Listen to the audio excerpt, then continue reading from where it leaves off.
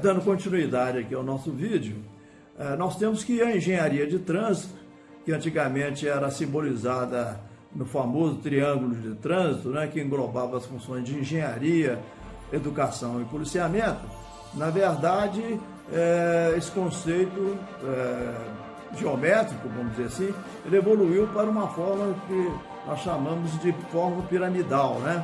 Porque a engenharia, o trânsito, na verdade, ele engloba a engenharia, a educação, policiamento, a legislação, o planejamento, a fiscalização, a operação de trânsito, que na verdade é chamada também de engenharia de campo, né?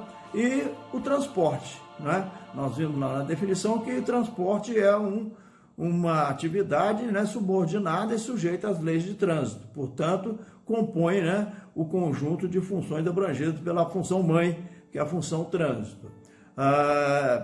Bom, nós estamos discorrendo sobre o Plano Nacional de Mobilidade Urbana, que deveria ser o Plano Nacional de Mobilidade do Transporte Urbano, e esse Plano Nacional equivocado, né, ele acabou por desaguar, né, via modificação introduzida pela Lei 13.640, na criação do transporte privado de passageiros, né, que nós consideramos uma aberração, uma anomalia legal, visto que, como ficou provado nos outros vídeos, esse transporte privado, ele usurpou a função pública exercida pelo táxi, tá certo? O táxi, ele é uma atividade pertencente ao regime público, porque ele atende um nicho de demanda essencial, que é composto pelo passageiro não cativo, né? Também chamada demanda não cativa do sistema, que é composta por turistas, viajantes, idosos, pessoas de alto poder aquisitivo, aqueles que se servem do transporte porta a porta, tá certo? E que, de uma forma ou de outra, tá certo? Ou são impossibilitados de usar o transporte de massa, que seria o transporte, né, coletivo, que atende a demanda cativa, que também é um outro tipo de demanda essencial. Bom, então, se tratando de uma demanda essencial, ela é dever do Estado prover, né? E é incompatível com a mera busca de lucro, como nós vamos ver, né, ou reconfirmar a seguir, a mera busca de um lucro privado.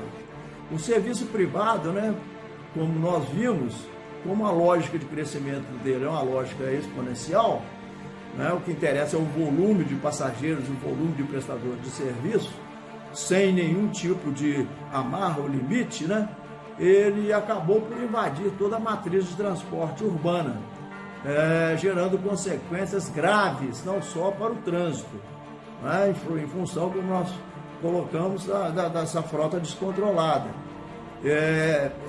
Essa descontrole de frota, ele provoca um aumento na velocidade de saturação do sistema viário que varia de 8 a 40 vezes. Isto se comparado com o ônibus, né, que já é um modal coletivo, um dos modais de capacidade quase que intermediária, um carro de transporte coletivo de mais baixa capacidade, né? Se nós compararmos o ônibus com o metrô, se compararmos o ônibus com o monotrilho, tá certo? Com o bonde moderno, né? Então a gente vê que se a gente for comparar o transporte privado em termos de saturação e velocidade de saturação com outros modais de transporte de massa, a situação ainda é muito pior, né? Piora muito mais. Com isso, o que aconteceu? Houve uma queda, né, no faturamento do transporte coletivo, né? Tanto o transporte por ônibus como o transporte de massa em geral. O que em São Paulo nós tivemos notícias que obrigou, né, um aumento de subsídios que hoje orça, né, por cerca de 3 bilhões de reais de subsídio ao transporte, para que ele possa subsistir, né?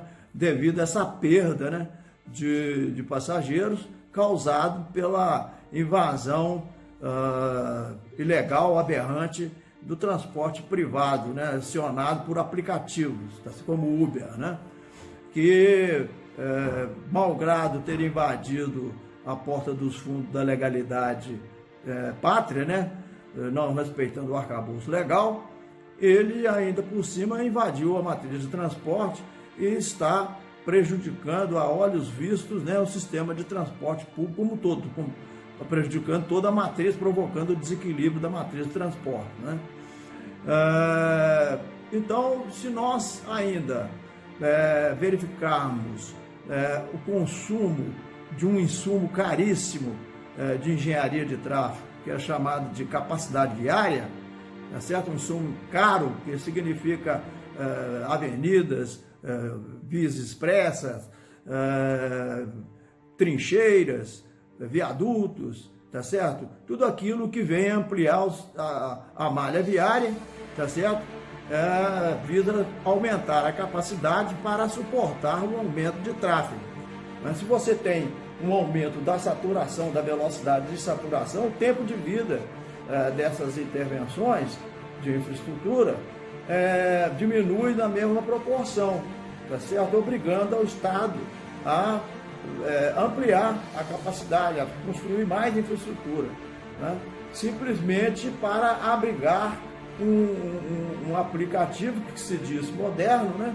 Que se diz um avanço, mas na verdade que aumenta, é um aplicativo que usa um veículo de baixa capacidade sem controle e que aumenta a saturação de trânsito de maneira exponencial, da mesma maneira exponencial que ele busca o lucro, tá certo?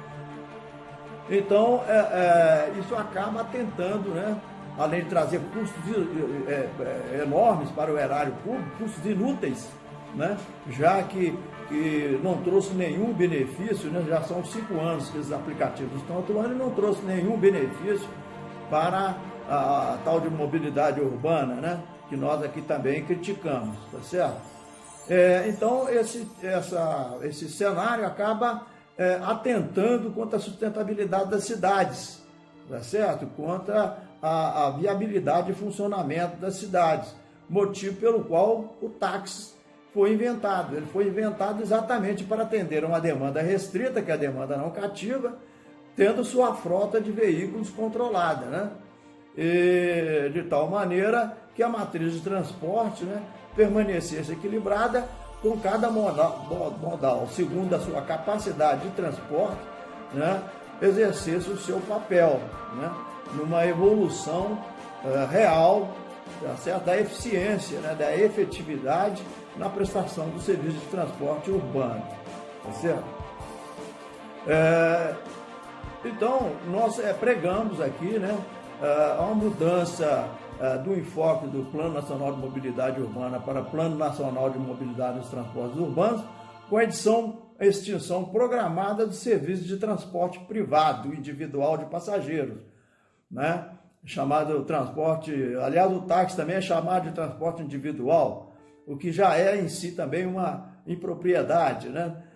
Devido exatamente à perda da inteligência do setor de transporte, porque individual significa né? E se nós verificarmos a lei de criação do táxi, ele atende a demanda até 7 passageiros. 7 é plural. Portanto, o táxi nunca foi o transporte individual, né? Ele é o transporte coletivo de baixa capacidade, assim como é o transporte exercido pelo veículo privado, tá certo? Só que o táxi, como nós vimos, ele é um serviço controlado, né? Então, nós somos a favor e apologista dessa mudança de enfoque do Plano Nacional de Mobilidade para servir a questão do transporte, né? E somos também pelo arquivamento da Lei 13.640/2018, tá certo? E tornando-se em efeito a modificação imposta por essa lei, a Lei 12.587. Continuamos no próximo vídeo.